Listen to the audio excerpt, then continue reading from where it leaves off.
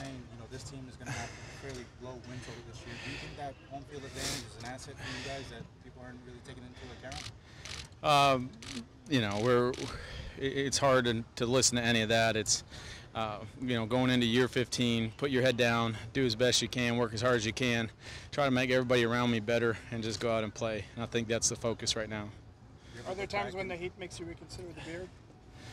No, it's just part of me, so I don't even remember what it's like without it, kind of. But I think it's going to be hot no matter what. So. Have you had a moment where you're like 15? Damn, that's a long time. Yeah, I mean it's a long time, but whenever I'm feeling old, I just look over at Denny, and I think, well, he's 40, so it makes me feel young again. How does Coach Flores motivate this team? He seems to motivate us when we hear him speak. He's got fire in his eyes. Yeah, what's it like for you guys? I think he's got a great demeanor. I think he's very genuine when he talks, and so the message that he is trying to bring or get across always does get across, because it's coming from a good place and it's coming from the right place. So I've really enjoyed getting to know him a little bit, and his coaching style. And obviously we haven't played in a real game yet, but he's got the attention, command, and respect of the team right now, and that's really important and a hard thing to do so early, as a coach. Ryan, how are you approaching this competition training camp? Just trying to be the best version of me that I can be. I mean, that really is it. There's so many things, that I've just continued to get better at in my game, and so knowing who I am as a player and working on my deficiencies. Communication is something that I try to pride myself on. So just the communication with the guys, making sure we're on the same page. We had a couple lapses today that hopefully will get cleaned up, and you move forward. But especially down in the red area, you only have so many chances, and so you got to take advantage of all of them, and you got to be on the same page with the guys. You had some fans over there wearing the number 29, the other Fitzpatrick. How do you turn those into 14s? Well, I also saw some 14s with Landry on the back, so one of them had tape on it. But no, I'm probably going to buy my kids some 29 jerseys too. So I'm a big fan of Minka, and the better he plays, the better it is for all of us. So. How do you guys do you embrace the underdog role this year? How do you go about it this season, or do you not pay attention?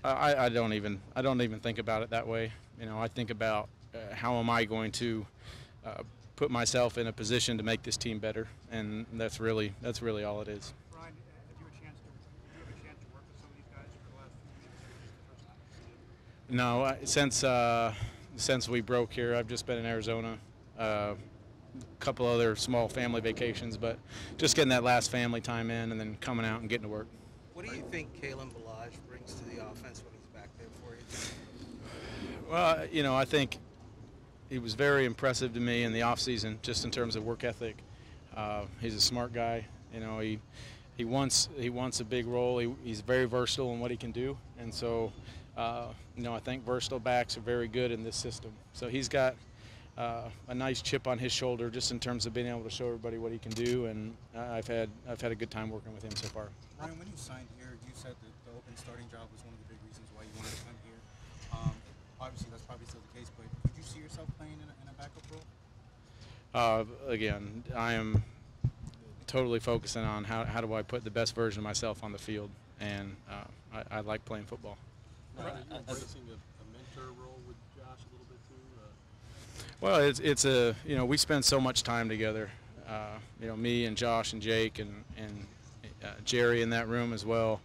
There's a lot of stuff that we'll discuss in that room, and some of it is me and my experience, and maybe as a quarterback you develop scars, bad plays, things that you want to try to avoid, and a lot of what I do is just offer information, and if people want to take the information and go with it, they can. But there's been a lot of situations I've been in, good ones and bad ones, that I try to share with them and pass on. But again, one of my things with that is work as hard as I can, focus on me, and hopefully that rubs off on everybody. What's the potential ability of the receiving corps this year? With the Stills, the veteran, Parker can go get it, and then you got the two speedy guys in Wilson and Grant. Yeah, I mean we have a lot of skill, and the thing is, you just on paper it's there. We got to put the work in. We got to have those discussions, the communication. We got to get on the same page. We got to get everybody up to speed, and those aren't easy things. That's going to be a process throughout training camp and even throughout the season. But I'm really excited about the group of guys we have. Ryan, you haven't won the job yet, but the opportunities you've had with the first team, what have they meant to you? I hate just giving the same answer, but man, I I enjoy being out here playing football and try to take advantage of every rep I get. And I know in this league it's hard to come by opportunities, and you do the best you can to take advantage of each one that you get. Ryan, you face this secondary obviously all the time. Are there 2 or 3 things that you think that they do especially well? The Dolphins secondary. Dolphins secondary.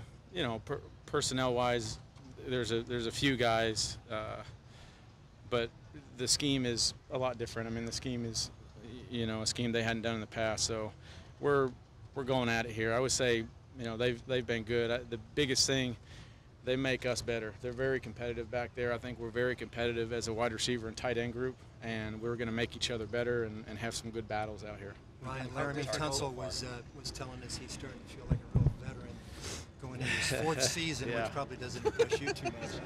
But what have been your early impressions of him and the kind of role he can have both on and off the field? Yeah, I love him. He's just such a steady guy. He really is.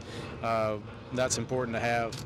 And, I've appreciated getting to know him a little bit, and we'll just continue to, get to know each other on and off the field. But he's the guy that gives me confidence. When I look in that huddle and I see him, I've got a lot of confidence. Does that deep voice give him extra gravitas? Sometimes, yeah, sometimes. How difficult was the loss of Jimmy Caldwell in the quarterback? He was a guy that I didn't really know. I obviously knew a lot about, but didn't really know him heading into this gig. And I gained so much respect for him in the short time that we had spent together, just in terms of, coach and the knowledge, but as a man, the steadiness, the calm demeanor, the character every day that he conducted himself with. Don't have more respect for. There aren't many people that I respect more than that man, and so it was tough to hear that he wasn't going to be in our room every day, but he's got such a commanding presence that I feel like his presence will still be felt in the building, however much time he spends here or not. Moving forward, I guess Chad and Jerry will split up some of the duties that Jim will have. How do you guys kind of move just forward without Jim? Well, you'll have to talk to Coach about the role that he'll still take and all that. But in terms of the day-to-day, it's a little bit different not having him as a presence in our room every day. But just like when somebody gets injured during the year, it's kind of a it's almost heartless to say, but it's a next man up mentality, and you just got to keep moving forward. And I know he would, do the same with a quarterback injury or whatever it was. So we just got to keep moving forward, and we obviously are keeping him in our thoughts as well. Ryan, it's often said that quarterbacks and wide receivers build a rapport with each other. Who would you say has been your favorite target so far since you've been here? You know what? My favorite part has been that I've got a lot of guys that I like throwing to. So. It's going to be nice in the fact that the ball is going to get spread around a lot. We try to take advantage of matchups, and we feel like we have the right guys to do it on our side. You got a little bit made, I guess, with big games, whether it's last year or Cincinnati, what's your favorite? I don't mind. Yeah, I don't mind the nice ones. When I was in Buffalo, Amish rifle creeped up a little bit. That one was funny, but I don't mind it. Because there's a lot of bad stuff that people call me too. So I'll take anything I can get.